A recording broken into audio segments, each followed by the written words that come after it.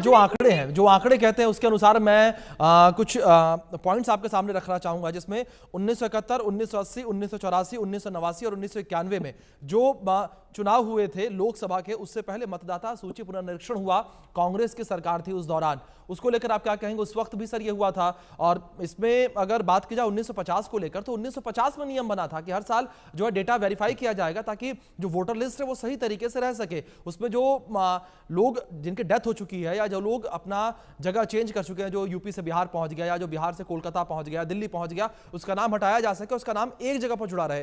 तो ये जो पूरा काम है तो लगभग 75 सालों से चलता चला आ रहा है। ज्योति जी। अभिषेक जी, आप पिछले सालों की बात कर रहे हैं।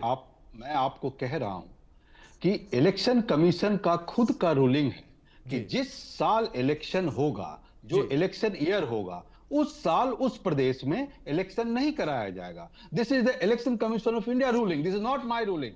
आप इस बात को समझिए, जो आप बात कर रहे हैं वो गलत कर रहे हैं, निराधार कर रहे हैं, लोगों को मिसगाइड करने के लिए कर रहे हैं। अब आप बात कह रहे हैं, दूसरी बात आपने भारतीय जनता पार्टी की सम्मानित प्रवक्ता ने किया। ज्योति जी, एक सवाल मैं आपसे और ये करना चाहूंगा। आप मुझे बताइए कि किस आधार पर आप कह रहे हैं कि मैं लोगों को मिसगाइड कर रहा हूं? क्या 1971, 1980, 1984, 1989, 1991 के जो लोकसभा चुनाव हुए थे उस टाइम जो मतदाता सूची थी उसका पुनर्निरीक्षण नहीं हुआ था? आप इस नेशनल टेलीविजन पर साफ मना कर दीजिए।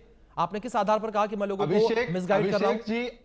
अभिषेक जी, आज के रूलिंग में इलेक्शन कमीशन ऑफ इंडिया का ये रूलिंग है। आप चेक कर लें, अपने रिसर्च ऑफिसर को बोलें, अभी ड्यूरिंग द हमारे डिबेट में ही वो आपको बता देंगे कि इलेक्शन कमीशन ऑफ इंडिया का ये रूलिंग है या नहीं, कि जिस साल इलेक्शन ईयर हो उस प्रदेश में उस दिन इसी स्पेशल इंटेंसिव रिव्यू नहीं होगा।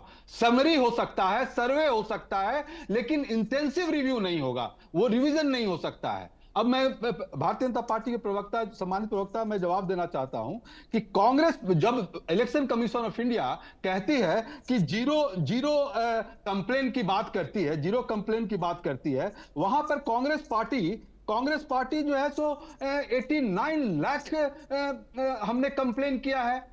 और इलेक्शन कमीशन बोलती है कि आप प्रॉपर फॉर्मेट में लेकर आइए, उसको लेकर आइए। जब कंप्लेन देने जाते हैं तो वो मना करते हैं। तो आप किसकी बात कर रहे हैं? कंप्लेन करते हैं और इलेक्शन कमीशन ऑफ इंडिया बोलती है कि जीरो कंप्लेन की बात करती है। तो ये बिल्कुल गलत है। कांग्रेस पार्टी ही केवल नहीं, और कांग्रेस पार्टी तो ये भी सवाल उठाती है, जब आप एफिडेविट की बात कर रहे थे तो समाजवादी पार्टी की जब 17-18 एफिडेविट दिए थे, उस पर आपने इंक्वायरी क्यों नहीं बैठाई थी?